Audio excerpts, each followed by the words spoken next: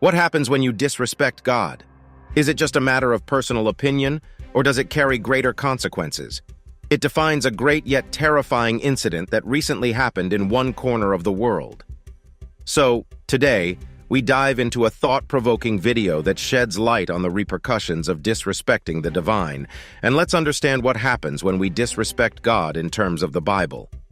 In a world filled with skepticism and doubt, instances of divine intervention often go unnoticed. One such incident occurred when a 160-year-old church was reduced to ashes by a lightning strike shortly after its pastor openly rejected the divine origin of the Bible. The tragic event. The First Congregational Church of Spencer, Massachusetts, stood as a symbol of unwavering faith, with a rich history dating back to 1743. Suddenly, in the middle of the day, a lightning bolt struck the church, engulfing the entire building in flames and reducing it to smoldering ruins. It was as if a fiery sword had cut through the skies, leaving behind a scene of devastation. "We have recently experienced a tragic fire and devastating loss of our building," states the website of the First Congregational Church of Spencer, United Church of Christ. The church's proud tower, which had stood tall since 1863, collapsed under the intense blaze, leaving witnesses in a state of horror and disbelief. Many believe this is the handwriting of God on the wall, especially after the pastor made mocking remarks about the Bible. How do we look at this stuff? Why is there always a period of about 1,500 years? Different perspectives on the Bible's origin. The statement made by the pastor has sparked a debate about the origins of the Bible. While some believe that the Bible is a divine revelation, others, like the pastor, question its authenticity. This diversity of opinions is natural, considering the span of time over which the Bible was written. Pastor says, "I am one who does not believe it was dictated by God." The pastor's claim challenges the fundamental beliefs of Christianity. It is disheartening to witness a shepherd of the flock casting doubt upon the divine word that he is entrusted to teach. Our faith remains unwavering in the face of such doubt. Our faith stands resolute on the incontrovertible truth that the Bible is not a product of mortal minds, but a divine transcript inspired by God Himself. We firmly believe that the Bible is not merely a work of human creation, but a sacred text divinely inspired by God. Evidence supporting the divine origin. Denying the divine origin of the Bible is not only an affront to Christian beliefs, but also a disregard for the abundance of supporting evidence. Historical documents actually affirm the biblical story. The Bible aligns with historical records, and scholars can corroborate its accounts with external information. This convergence of evidence is like an amazing crossroad where historical records and the Bible intersect, providing us with a deeper understanding of our shared history. This is where it all took place. An impression BUL, a correct coming prevention. The texts from the Bible are as clear as it gets. The words of the Bible itself speak to its authenticity and divine origin.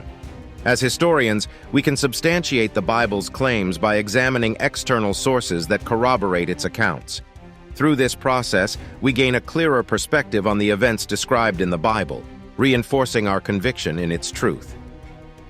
Historical evidence affirming biblical stories. The impression of Bula. Ancient Greek, which stands for an impression, the Bula which we suggest right now belongs to a certain minister in the kingdom of Saducayas, the guy is called.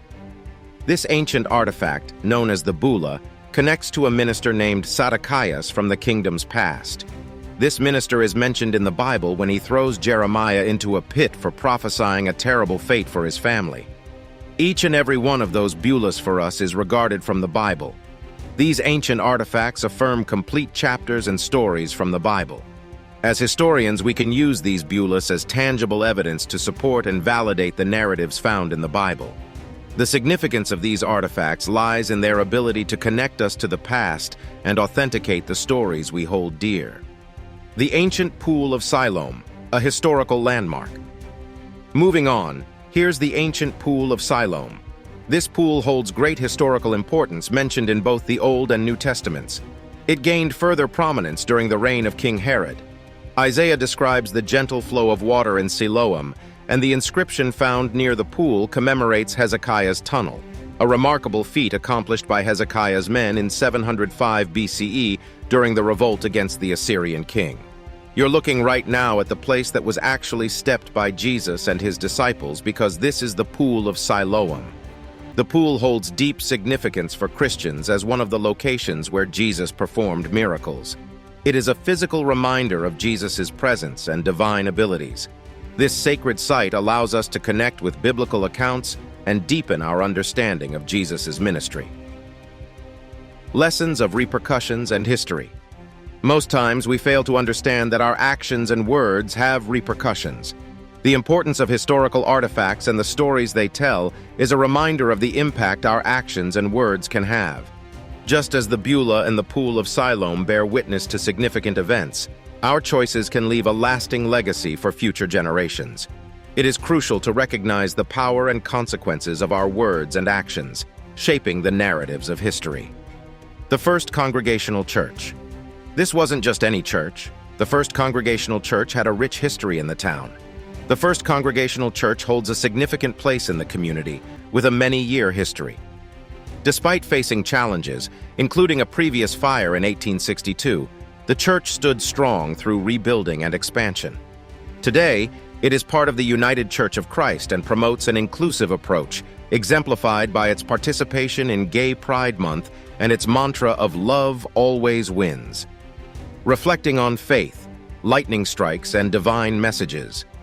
They even urged Congress to support the Equality Act, stating that all individuals, regardless of their sexual orientation or gender identity, possess sacred dignity and worth.